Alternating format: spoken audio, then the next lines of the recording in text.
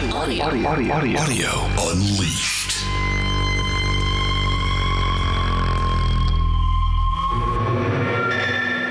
Hey, Happy New Year, buddy.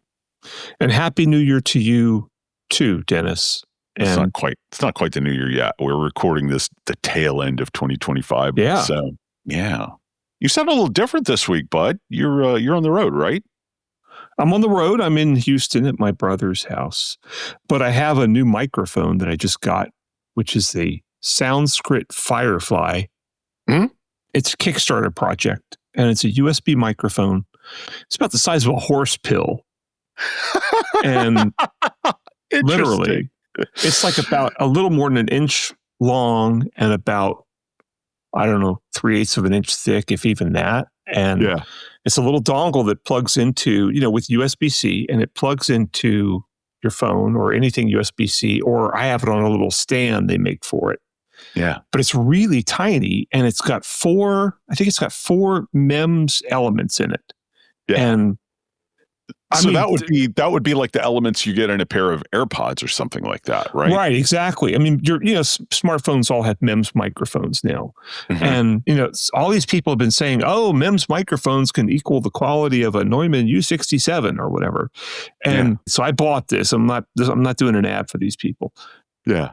This thing sounds really good. Judge for yourself, listeners. So yeah. I mean, just to like pull the curtain back and let people know, it's like before we pressed record, we did a little bit of mic test, and you didn't tell me anything about them. You were just like, which mic sounds better, this one or this one? And I know it was like, oh, B by far, more direct, less room tone. There's not that resonance that I'm hearing with the first one. And when you sent me the photos of what the two mics were, I was like, there's no freaking way, man. Yeah. So anyway, they told me they're going to try to go to retail with it like this spring, and it'll do hypercardioid, omni, stereo, and figure 8. That's amazing, man. That's awesome. I'm glad you finally got a good mic for the road, so you can kind of record Audio Unleashed for anywhere now, man. Yeah, me too. Oh, and I can see I'm clipping a little bit. I may have to bring my level down because it's got a level meter on the front too. Wow, that is amazing. Anyway, well, while you're doing that, let's start talking about audio, buddy. And I guess we are talking about audio, but let's start talking about today's topics. So we've got some good topics, I think. The first one, we're going to start with a YouTube video from a guy we've discussed in the past, whom I know you're not a huge fan of, but that's okay. No, I'm not a fan, but I'm not a fan. I get it. I'm picking up what you're laying down. So this is a YouTube channel called AP Mastering, and the headline is about as provocative as every YouTube headline is. Audiophiles are wrong about YouTube's audio quality. So basically his argument is that every time he does any sort of ABX test or A/B test on YouTube, people are like, you can't do that because the compression algorithm destroys the fidelity. It doesn't even sound like it. That's not valid. And so what he did was set up, 2 ABX tests, one in his DAW using lossless audio and one with the same audio sort of rendered for YouTube. And we get to sort of witness all of that. What do you want to talk about this week? John Darko from darko.audio, a website and also a YouTube channel. And I guess he has a podcast as well, occasionally. He wrote an article called Ready-Made Phrases, How Hi-Fi Reviews Dress Up Laziness as Expertise. And he actually goes in here and he quotes a whole lot of phrases that you guarantee you will have heard in YouTube channels and website articles, whatever. Just reading it, just looking at the things that he says is embarrassing because you're like, oh my God, yeah, I've seen so many reviews use that. And you can easily pop onto Stereophile or Absolute Sound or whatever and see phrases like, they punch well above their weight. And you're like, oh my God, look in whatever the latest issue of Stereophile or Absolute Sound is, I almost guarantee you can find that phrase in every issue pretty much. Yeah. But you and I have a different take on this, I think, than he did. Yeah. So that'll be interesting, I think. Yeah. What's next? looking at the idea board, the first link in our next topic is another headphone style article, but I've realized basically any topic we discuss, there's probably going to be a headphone style article because they just scrape the web for anything audio related and just crank out an article that sort of badly summarizes it. But this started as a post on AudioGon's discussion forums. And it's by a user called Ruse. And the headline of the post is YouTube indicates what the future is for audiophiles.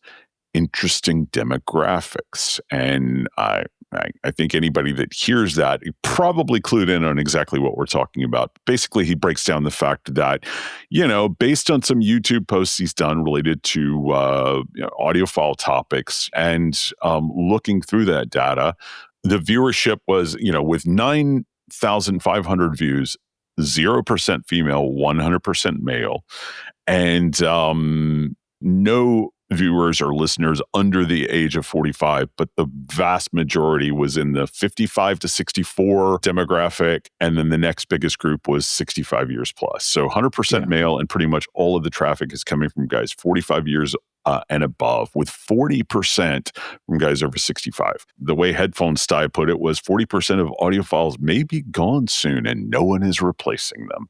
We didn't talk about this one beforehand, so I don't quite know what your opinions are going to be. So I'm going to be figuring them out in real time, bud. But anyway, we got some patrons to keep happy this week, too. What are we going to talk about for them? So Jim Austin at Stereophile reviewed this big Goldman amplifier that I think is about $250,000 for a pair of monoblocks. And there's a little throwaway line in it that's like, a Goldman amplifier was used in Stereophile's notorious blind test of a couple of audio research preamps. I'm like, wait, Stereophile did a blind test? I know they've done one or two, but I'm like, oh, I didn't know about this one. I went and started reading it, and I was like, it was a rabbit hole, but it was a very entertaining rabbit hole, both for the sheer bogosity of a lot of the things they used to excuse the results of the test. But then, to their credit, they ran all the letters from the readers back then. I don't know all the letters, a lot of them. And the readers just ripped them to shreds for this. It was just hilarious. And of course, Stereophile doesn't have a comment section anymore. So I kind of thought this was worth pointing people to, and also to think about, like, wait, this is 1987. We're almost 40 years later. And what has changed? It's worth talking about. First, let's talk about this AP mastering video. Yeah.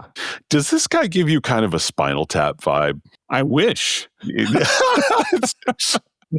Anyway, he's got this British accent that just sounds a little too affected. But I have to say, the way I originally stumbled across this guy is like when we started producing the Soundstage Audiophile podcast, and I had to figure out how to do all of this stuff. You taught me a lot, right? But I couldn't lean on you all the time. So this guy actually taught me a lot about how compression works. And, you watch somebody's videos a couple of times and they're going to show up in your algorithm like all the time. So he popped up with this video right before Christmas. Audiophiles are wrong about YouTube's audio quality. And these days I skip most of his videos, but that one was like, hello, tell me more. So as I said in the intro, basically, he's ranting about the fact that every time he does any sort of audio comparison on YouTube, people in the comment section are like, you can't do that. YouTube destroys the audio signal to the point where it's unrecognizable, and any differences between two audio samples are going to be absolutely destroyed by the compression. And he was like, well, hold my beer. Let's test that out. So he took two different audio samples and made very, very, very subtle tweaks to them. Like I said, I think it was like a 1 dB shelf, which, that's a subtle change. That is a very subtle change. Yeah. And then he was like, can I hear that? Because like maybe 70% of people are going to be able to hear that. So he took it like the lossless audio, did an ABX test, and was like, yes, I can reliably identify which of these clips is which in an ABX test. So now let's render it in video form for YouTube see what changes it makes, and see if I could still pass the same ABX test, right? Yeah. With that very, very subtle distinction. He's like, this is kind of as subtle a distinction in audio as I can reasonably figure out how to do blind testing. So let's see, does it, once it passes through the meat grinder of YouTube, can I still hear those differences? And it turns out that he could. You can reliably identify which clip had that subtle 1 dB shelf. Despite this dude's bombacity and despite the sort of clickbaity nature of the headline, there's a lot of nuance in this because he's not claiming that YouTube is lossless, and even goes through and analyzes with the spectrum analyzer, what difference is it making? For whatever reason, it boosts the bass. And also there's a big roll off above 18K. But he's not claiming they're identical, but he's claiming it's still good enough that these subtle differences in 2 audio clips make it through, right? Yeah. So I don't know. What'd you think about it? I'm glad that he brought this up because it's important to understand when you're doing a comparison test, because there's a lot of people that are happy to say, oh, you can't, that test is not valid because the system that you used to test the products was not up to the task. Mm-hmm. And, people say that all the time with ABX comparators, right? Right. Without the slightest understanding of what's in an ABX comparator. And I can't speak for all of them, and there haven't been that many, but the one I have has relays. And people are claiming that those relays are basically affecting the signal enough to where you can't actually do a legitimate test. That's what you're saying. Right, which is incredibly stupid because most of the high-end preamps nowadays use relays for switching because it's the cleanest thing to do. Yeah. So it's wait, this is good enough for a $30,000 preamp, but it's not good for an ABX comparator. It's I think understanding what's valid, and the things that he does here are absolutely valid. I've seen people compare speakers with these things, and I would say that could possibly be done in a way that's valid. It's valid to put to do 2 noise tones, to run pink noise, right? And do kind of like he did, a 2 dB boost at 3K and go okay, here's what that sounds like, and run the 2 things. And, it's YouTube is AAC, right? Or is it MP3? It's AAC at 320 if you're at HD or above resolution, right? Okay. If you're 480p or 360p, then I think it's Ogg Vorbis at much lower bit rates. Okay. But yeah, anything HD is AAC at 320. Okay, so AAC at 320 is pretty darn close to transparent, okay? And you may think it's a big difference. It's really not.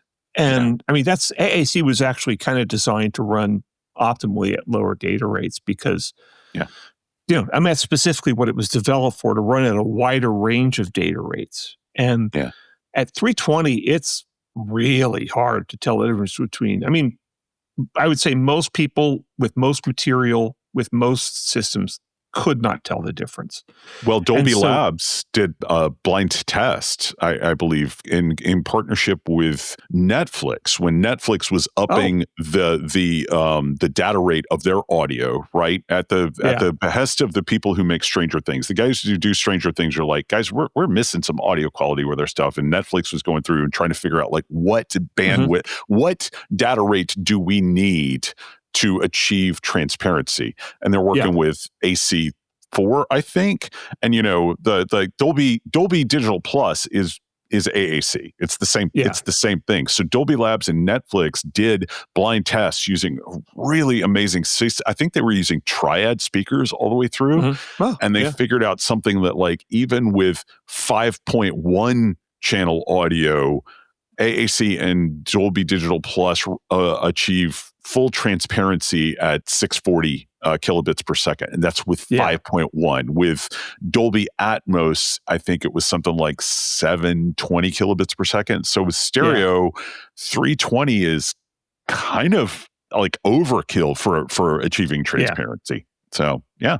Now, where I think it gets bogus is when people start, putting a microphone in a room. Who was that guy we beat up on a couple weeks ago? New Record Day. Yeah.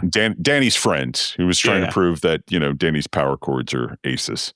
There's so many variables that are introduced in that test. It's not a valid test. And I've heard there's plenty of people, I think including one of the websites we're going to talk about in our Patreon segment, where they just stick whatever microphone up and record the speaker and go like, oh, here's what this speaker sounds like.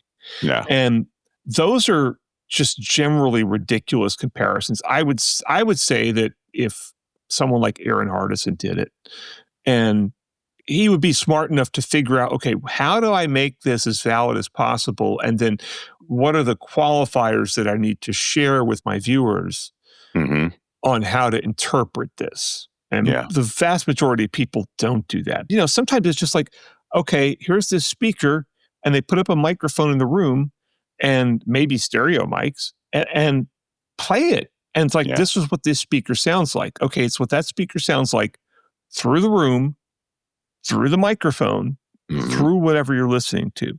And that's ridiculous. But like what he's talking about here is completely valid. I also like what he does with like the different listening material, because he recorded some music here and one of them does sound, I'm sorry, it sounds like Spinal Tap tried to record a folk album. I mean, it's just sort of like, this dude is brave for uploading that to YouTube to begin with. But then he records another piece with drums and he sort of talks about like he talks you through what he's listening for in the different material and how he's determining which clip is clip. So he does a better job, I think, of explaining how to listen for differences than a lot of these audiophiles, who are like, oh, listening is a learned thing. It's like, what I do is art and you have to learn how to listen. Well, this guy's like, look, this drum piece, here's what I'm listening for in the transients and things like that. He's being very specific. So there's no question about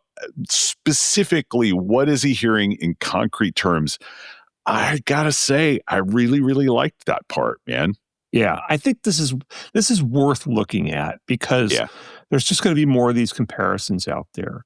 And, and as far as like the audiophiles, and reviewers supposedly learning how to listen, I think as we're going to see in our next segment, it's more like they learn how to copy phrases that other reviewers have used in the past.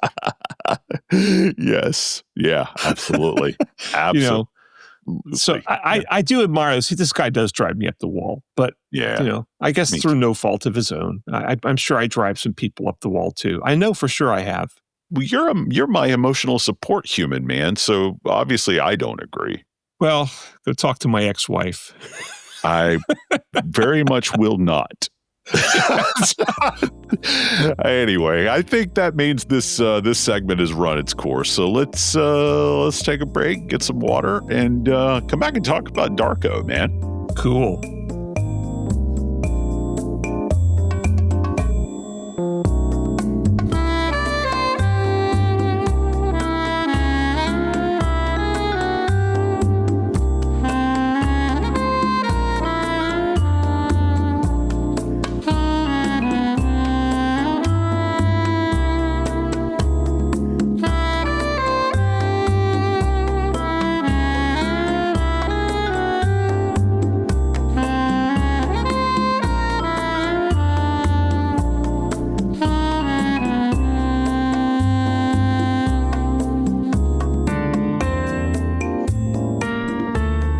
I'm good.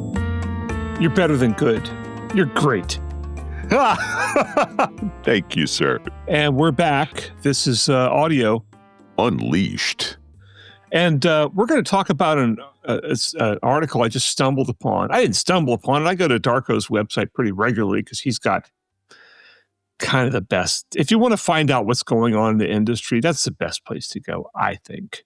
And he has this article that is, it's the fifth in a series of 15 observations from 15 years of audio writing. Okay. And it's titled Ready-Made Phrases, How Hi-Fi Reviews Dress Up Laziness as Expertise. And I'm kind of like, oh, I mean, yeah. I mean, we've been saying this, similar things to this for a long time. And he goes into, he's basically saying that like, let me just quote here. Every time a reviewer says loudspeakers disappear or an amplifier has musicality, they're presenting prefabricated thought as original observation. They're filling space without adding signal. Worse, they're training readers to accept emptiness as analysis. Yeah. And I love that. And he goes into a bunch of phrases under a headline called subhead, The Usual Suspects. And it's like, you look at these phrases and it's like, I swear to God, I mean, I just saw this stuff in a Stereophile review. You know, they don't favor any particular genre of music, which, you know, and he's like, no, every piece of equipment has strengths and weaknesses, right? And, you know, acknowledging these differences would be more helpful than claiming universal competence, which 100%. You know, it drew me into the music. It gets out of the way of the music. God, how many times have you heard that one? Although you can tell that Darko is not an Audio Unleashed listener because Inner Detail is nowhere on this list. True. Nor are Microdynamics. Or is it? Yeah, Microdynamics. Yeah. But you know, it's like prodigious amounts of bass. He's like, and this is where I start to separate from him a bit. And he says, you know, prodigious tells us little. Does it reach 30 hertz at minus 3 dB? Does it bloat around 80 hertz? That's where you go like, well, which subjective reviewers could give you that information? Maybe none? And which guys who do measurements can give you that information? All? Yep. You know, and it starts to make the point that like, okay, there's nobody, maybe Sean Olive is good enough at identifying specific frequencies and specific dips to say, yeah, it sounds like there's about a, you know, minus 3 dB dip at 50 hertz or something, right? I mean, I am generally pretty good at that, but I get them wrong. And you know, I just reviewed like Dolly's new Cupid speakers, and they, after I was finished with my review, they of course went to the NRC for measurements, and I think I remember saying in the review something like, "There's something going on somewhere around 3 kilohertz here, you know," but it's like that's about the best I could do. There's something going on around 3 kilohertz, and that could have been, you know, 2.8. It could have been 3.4. So like, I'm not going to get much closer than that. So, but even so, it's like, I mean, I've measured hundreds of speakers, hundreds of headphones. And so I have a built-in giant advantage over most people because I listen to the product and then I see the graph, right? But you know, sound staging is so wide and deep. And now he correctly says, he's saying, you know, it needs to have reference points. Like, does it extend beyond the loudspeakers? Can you place individual instruments within it? Or does everything just sound vaguely spacious, right? Yeah. And oh my God. It just, you know, accuracy. Accurate to what? Yeah. The master tape you've never heard, the recording studio you were never at. And I would add the instrument that you've heard clarinets before, but you probably haven't heard this clarinet with this reed, with this player's embouchure, et cetera, et cetera, et cetera. Yeah. And it's just, oh God. And then, you know, musicality, which means absolutely nothing. I mean, you know, a $10 Bluetooth speaker is musical. I can hear, I don't know, Miles Davis through it, and it still sounds like Miles Davis, and it still sounds like music. Yeah. I can hum the melody, you know. Although, I mean, I have to say, like, I'm not taking away anything from this article because Darko has done a really, really good job of highlighting a lot of problems. But sometimes he kind of doesn't follow his own rules here. Like at one point, he's talking about the need for, you know, honest biases and more specific contacts. But he says something, you know, when I tell you that the Feo K11 R2R injects this song with a keen sense of rhythmic drive, I'm being specific. And I'm like, but are you? Like, what does that mean though? How is this DAC injecting a keen sense of rhythmic drive? And how would that sound different from a DAC that doesn't inject Exactly. a keen sense of rhythmic drive, because I don't know what that means. It doesn't mean anything. It means he was in a good mood when he heard it. Yeah. Or, he was in the mood, he put on a piece of music with a lot of rhythmic drive, and he was in a good mood, and he listened to it. It's like, this has a lot of rhythmic drive. Okay, fine. Right. He goes into another section, which I thought was equally useful, but different, called YouTube's hyperbole problem. Yeah. And this was really insightful and very up to date. Mhm. And he goes into phrases like giant killer. I mean, how many times do you see that? You hear it on YouTube, but you even see it in the thumbnails that they give you, Yeah. So, Wim's new giant killer. Right. And, given that, if it's Wim, it might actually be a giant killer. Might but, be. What does that even mean? Is it, and he's like, if it really does slay giants, we need to know which giants. Naming names is the name of this game. Yes. And, this blows the competition out of the water. This destroys the competition. And he does point out, which is, I thought was really insightful here. Hi-fi products don't destroy each other. They offer different compromises at different price points. Mm-hmm. And then he points out in the next paragraph, this is as much an audience problem as a reviewer problem. Viewers reward hyperbole with views, creating a feedback loop where measured opinion gets buried beneath theatrical certainty. We click on destroys faster than we click on component or competent. And I have to say, I learned this, decades ago from the guy I keep mentioning, Corey Greenberg, that I worked with for several years. And he was real open about that. He's like, people like to read reviews where I trash stuff. Yeah. And it's true. People want to see it a train wreck. Yeah. And sometimes he indulged in that kind of theatrical certainty because,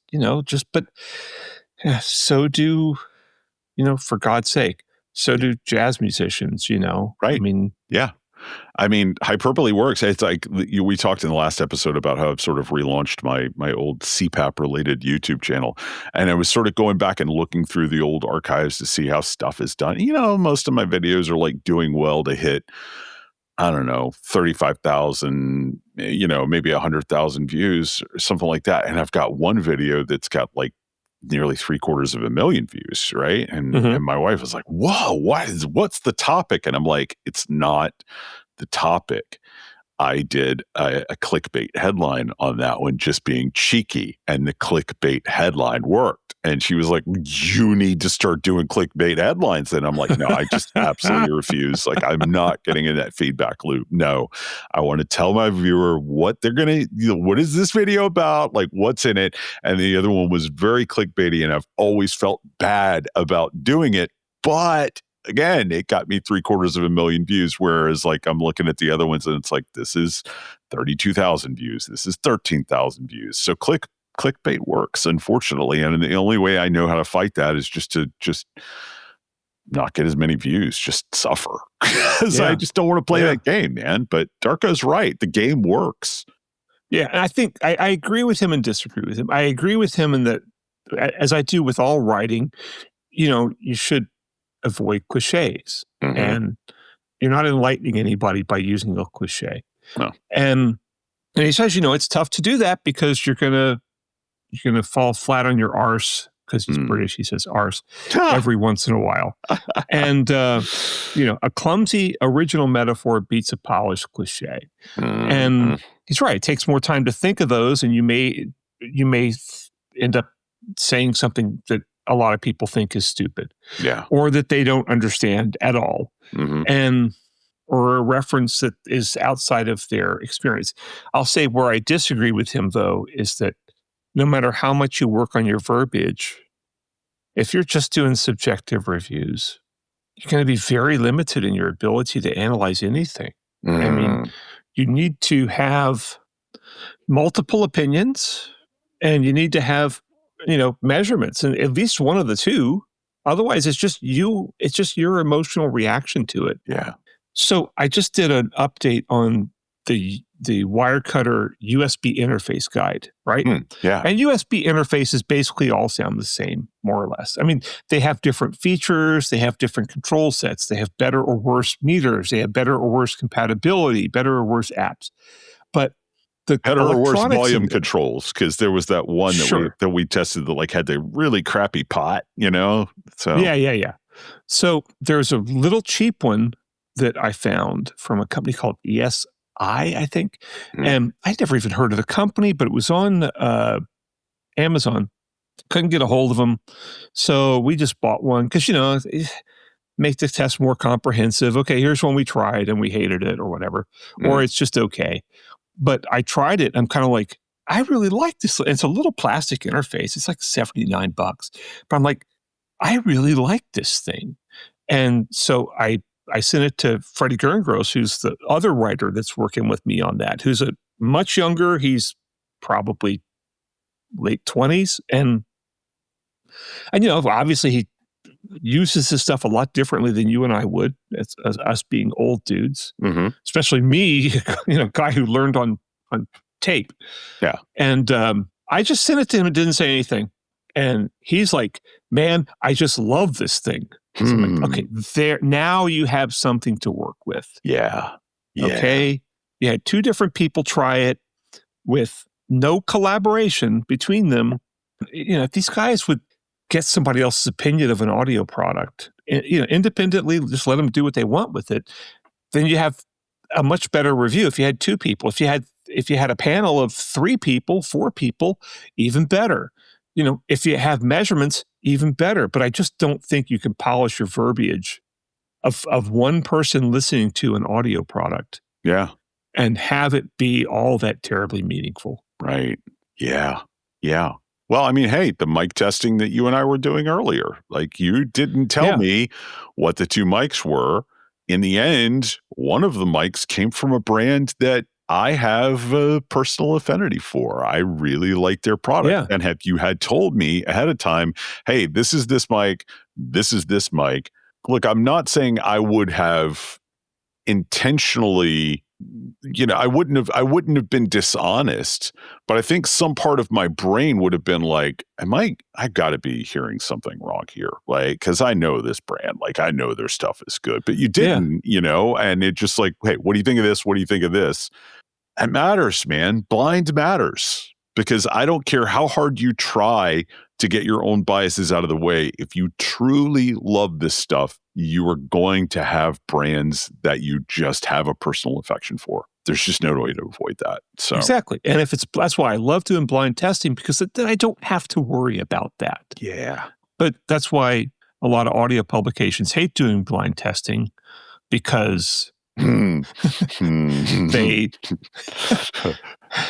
can safely incorporate all their biases and write whatever they want and say, oh, that's just my reaction to it. Yeah. Right? Is this your is mileage this foreshadowing that we're doing? Is this foreshadowing? It is. Yeah. It is to our Patreon segment.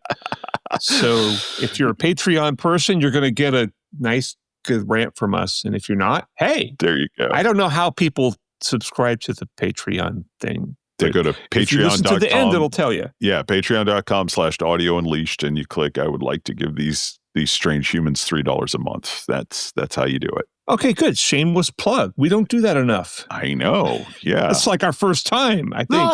Except for at the end. At the end of every one of these, we have that. But yeah. Anyway, well, you want to move on to our next glorious segment about headphones die again every freaking episode. Although again, man, can we just let's just say we're talking about a topic from the AudioGone discussion forum, and headphones die also chimed in because they chime in on everything. Right. So it's not really them, but they and it was from another guy's post originally. So it's not really them, but they just brought it to our attention because right. Whatever. They said a lot of nonsense about it. A lot of contradictory nonsense, which we'll dig into. So, all right, we'll be right back, y'all.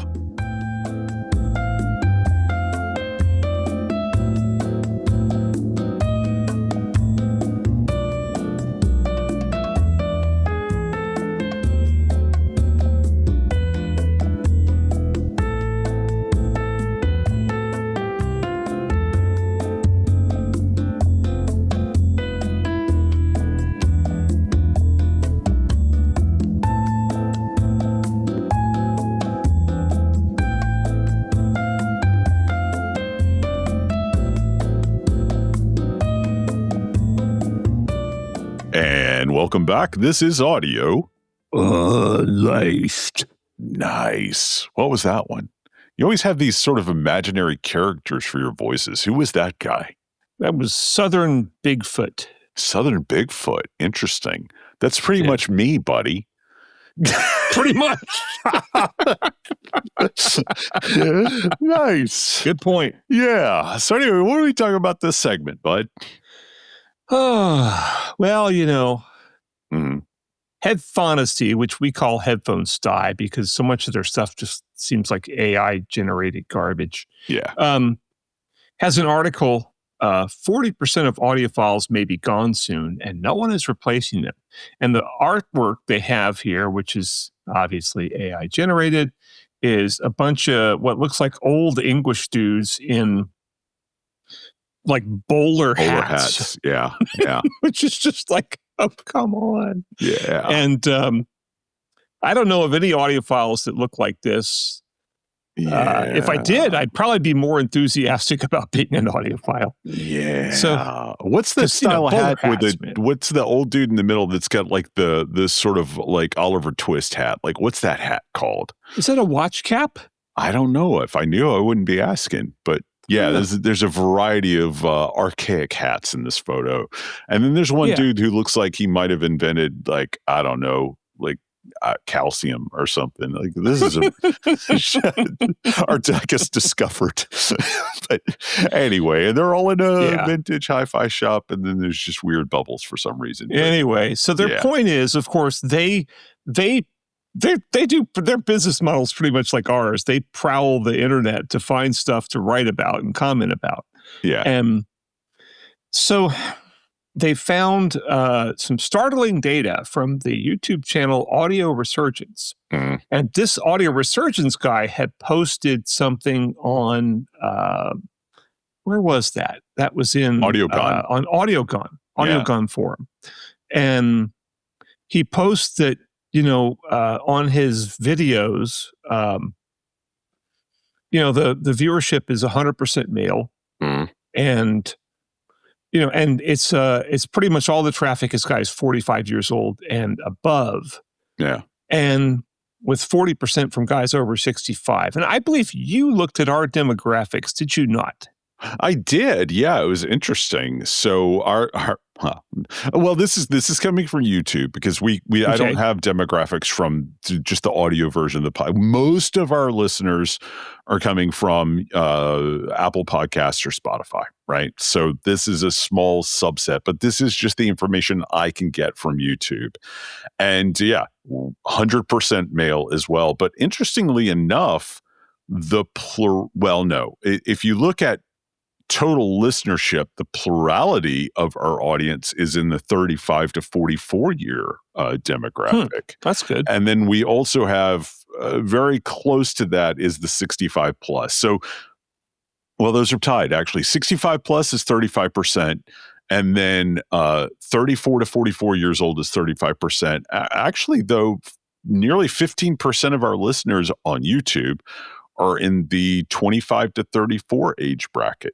So we're skewing a bit younger than the norm. I guess maybe it's our, our irreverence, or maybe it's our more scientific approach, which I think sort of appeals to a younger audience that tends to be more skeptical. But yeah, we're skewing pretty young, looks like.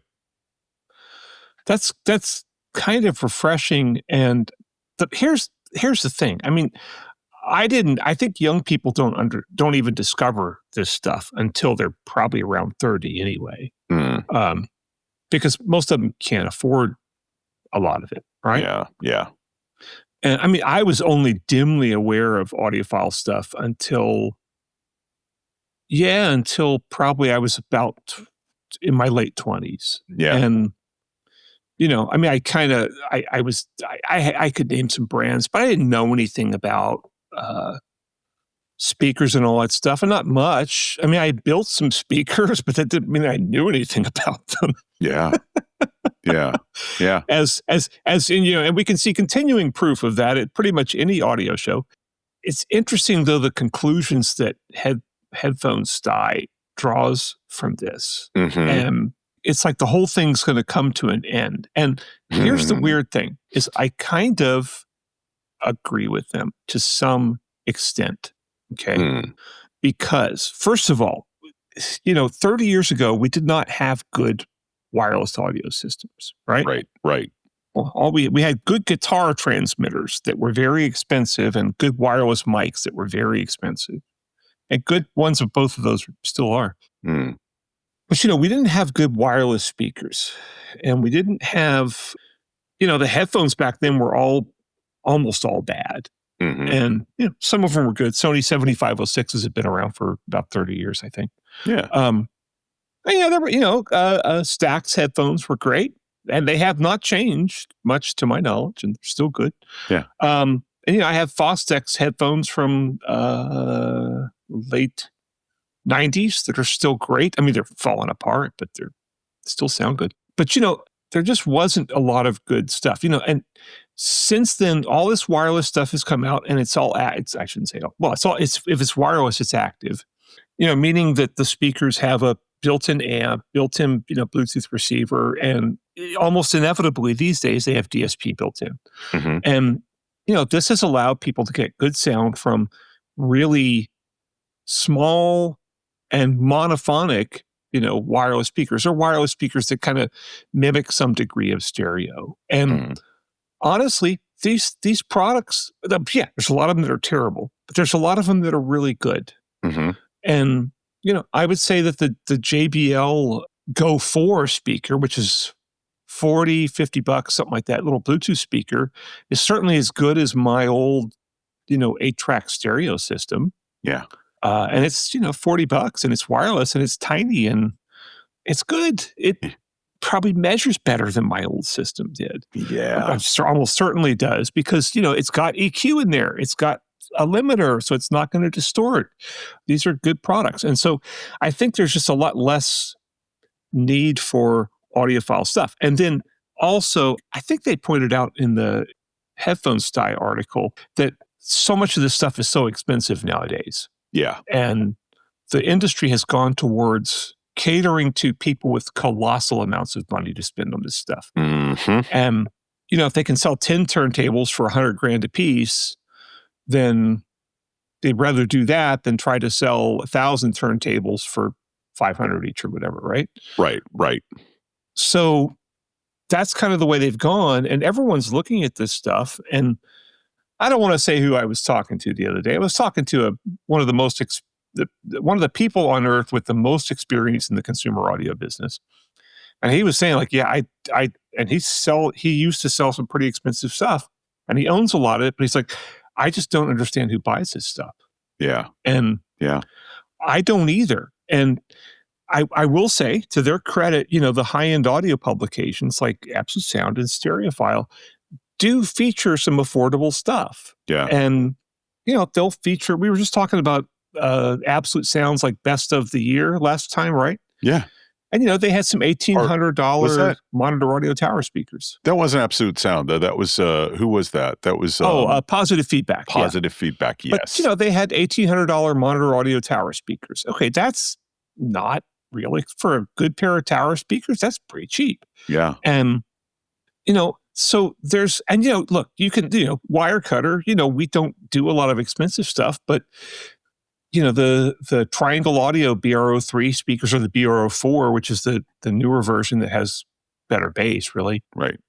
Those are $500, $600 a pair, and you can get a WIM amp for $300 and drive it off there and stream from your phone or stream through Wi-Fi or whatever, or run HDMI into it. Yeah. And, you can, and the high-end audio magazines, generally speaking, endorse this stuff. Yeah. So, they are, but what do you think about the Headphone Style contention? Well, there's a couple of things, they basically throw every sort of argument in the book at this. It's like they don't have a coherent argument here because they're grasping. This reinforces my perception that this is just large language model written, because large language models basically try to aggregate and, look for patterns. And so their excuses are, oh, they just don't care. They're just not interested. Oh, they don't really listen to music. It just plays in the background while they go about their day and blah, blah, blah. And then if there are other reasons that they list after it, the price and things like that, they don't have the room, they don't have the budget. But it's like, make up your mind. Which is it? They're aggregating every argument for why young people aren't into hi-fi that they could possibly put together in one, text article. But I think all of this is sort of missing a point, buddy. And Which I think is part of the point that it's missing is we as an industry and we as a hobby, and especially as silverbacks, are missing the biggest opportunity that we possibly could have to loop young people into this. And that's video gaming. There is this video game series, one of my favorite video game series of all time. I just found out they released a new game about a month ago. The series is called Lumines. It is a puzzle game that is... It's hard to explain.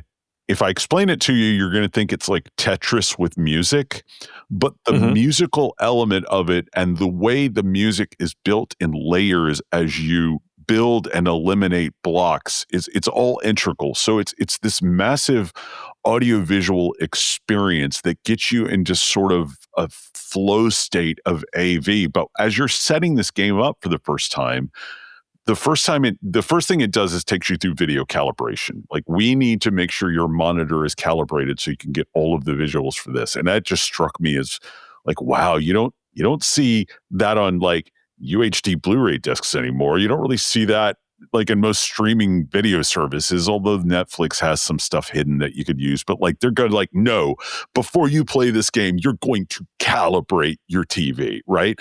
And then the next thing you see is, hey, like, you're not really going to enjoy this game unless you play it on a really good pair of headphones or preferably a surround sound system. Like, this game was designed to be enjoyed in surround sound.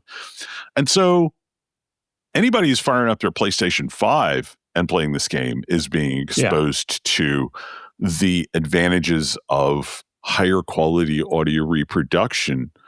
But how much do we audio journalists rely on stuff like that to hook people in? How many audio demos have you seen where they've got a game like Lumines demonstrating the fidelity of their system? Because the better your sound system is, the better this game is, right?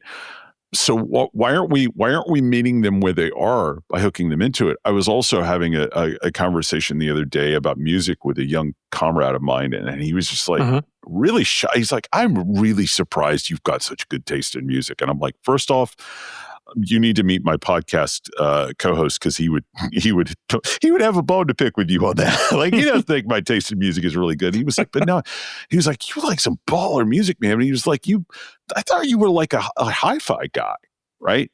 To him, that's a contradiction.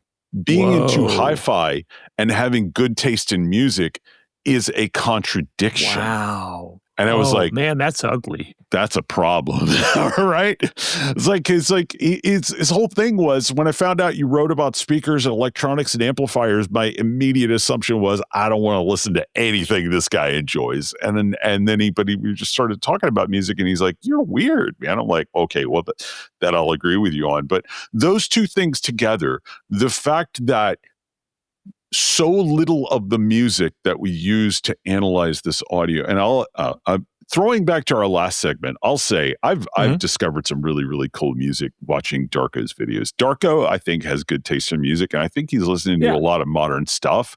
He's an outlier, though, but relevant music.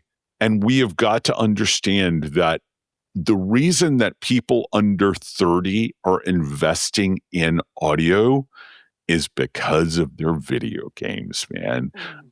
So if we want to hook them, we got to take that seriously, and that you can't fake that. Like, you either appreciate gaming as an art form or legitimate form of media, or you don't.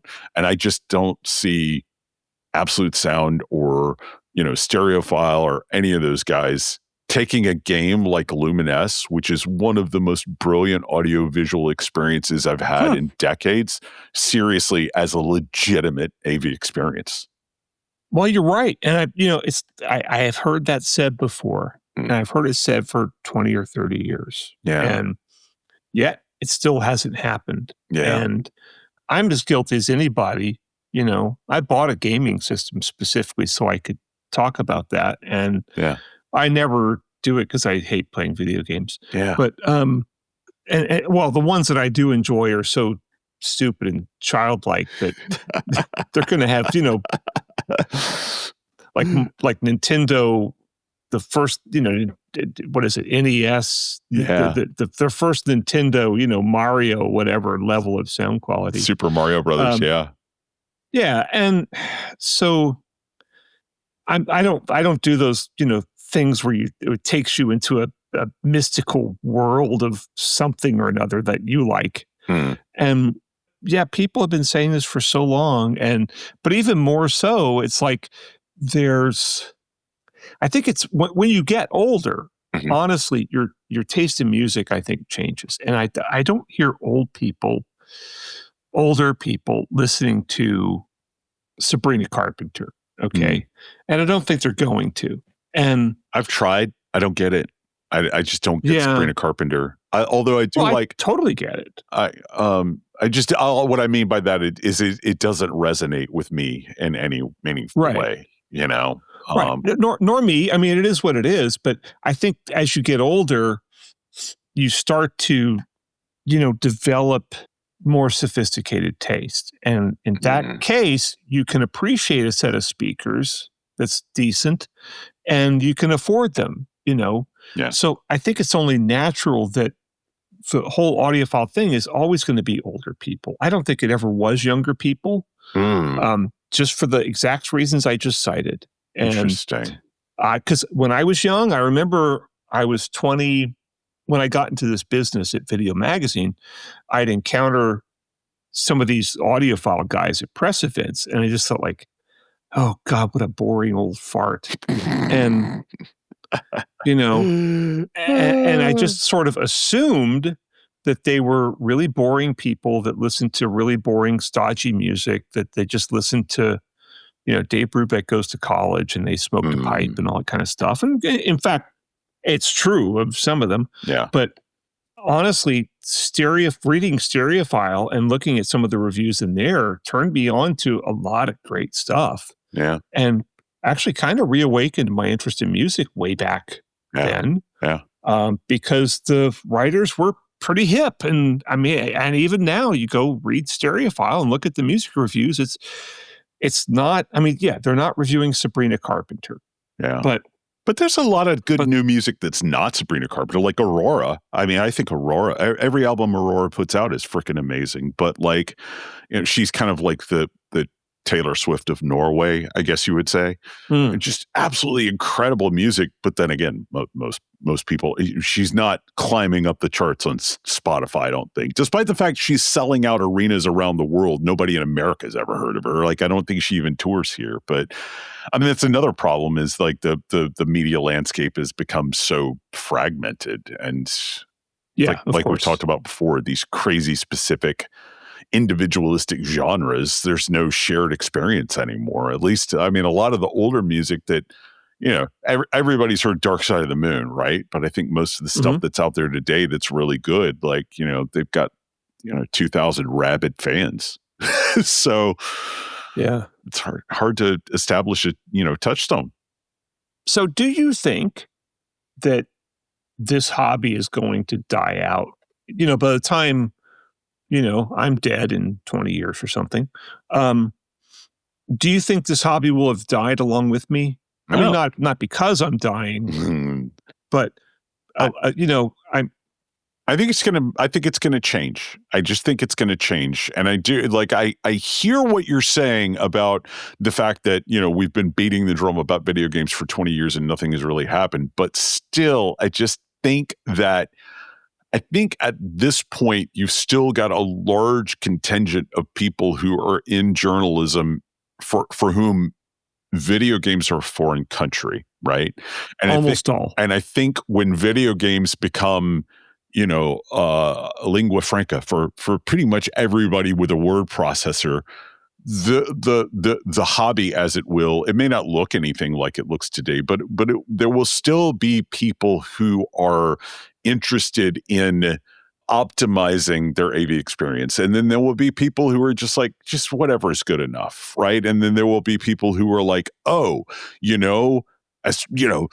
are these speakers that are really great for open world, Souls-like games. And these speakers, it's going to evolve. But I think there will always be a need for high quality audio reproduction. And there will always be people who are passionate about it. So no, it's not going to die out. It's just going to evolve.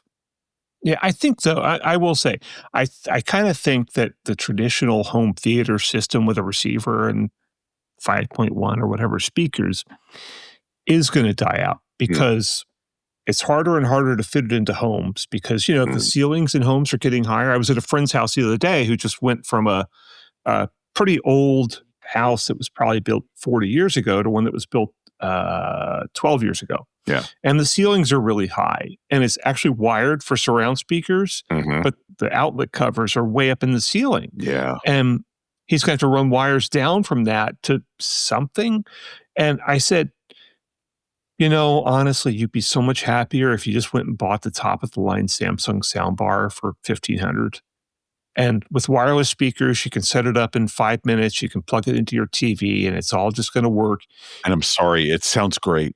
It sounds great. It sounds great. And it's like, why go to all this trouble of setting up a system that the rest of the family can't work, that is difficult to put into your room, that's difficult to wire in, when this thing goes in 5 minutes and is going to be maybe not as good in some ways, but honestly, better in some ways, more immersive. Yeah. Yeah. Because of all the DSP and all the drivers all over the place in those soundbars. Yeah. So I think that might actually die. And honest to God, it deserves to die. It's been bettered by, it's kind of like those old systems are like a landline phone, and there's just no reason to use a landline phone anymore. And we've moved on. Except for the box that I'm going to get with my pacemaker that calls into my doctor. The way they want you to connect that thing is with a landline, phone. They want you to hook it up to phone jack. Although, thankfully, the model that I'm getting also comes with an Ethernet port. So, yeah. But wow. Hey, buddy, I know this is a digression real quick, but I just want to point another reason to hate headphones die. I feel that we're getting ready to, move on, probably do some credits and move to the next segment. So I was just sort of shutting down tabs, and I realized here's something interesting. So a Darko page, this ready-made phrases page, is eating up about 48 megabytes of memory, in my computer. 48 megabytes of RAM is dedicated to that tab. This Stereophile piece that we've got pulled up for the next segment is eating up, let's see, about 169 megs. This AudioGone forum, it's a forum eating up a lot of memory, 400 megs. The headphones die page is eating up 2 gigs of my memory. Wow. Just from all the ads and junk on it? I don't know what it is, but 2 gigs of memory dedicated to one AI slop web page, man. This is I don't know. Maybe that's irrelevant. Maybe we cut this. It's just another reason to hate on him, man. No, we're leaving it in. I'm editing this. So Speaking of which. Yeah. This is a Butterburger production. Yes, it is. It will be edited by me. And hopefully approved by you. Hopefully. And we have to say, Dennis does all the notes and all that stuff. And I kind of polish them up sometimes, but basically Dennis does all the real hard work. You rewrite them and make them fun. I just do some boilerplate crap, and you're like, you add some joie de vivre to it. Oh, okay. Yeah. And is there anything else we need to credit? Oh, music is just going to be some retread stuff from the vault because do you need me to send you some stuff?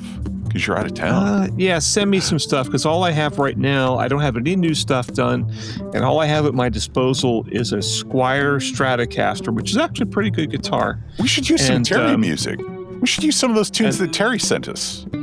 Yeah, let's do that. We'll use so Terry Landry, friend of the pod and excellent sax player, is we're going to use one of his tunes. Yeah, what's that? Thought Leader. Thought Leader. Yeah, and that's his name on Instagram, I think. Yeah. And so we'll use like one of his tunes and one of ours, probably, or maybe two of his. If it sounds really polished, it's his. Yeah. All right. Well, everybody, thanks for coming into the new year with us, and we appreciate each and every one of you. But patrons, stick around. As always, we got one more for you. Yeah. Okay. Thanks, everybody. Bye.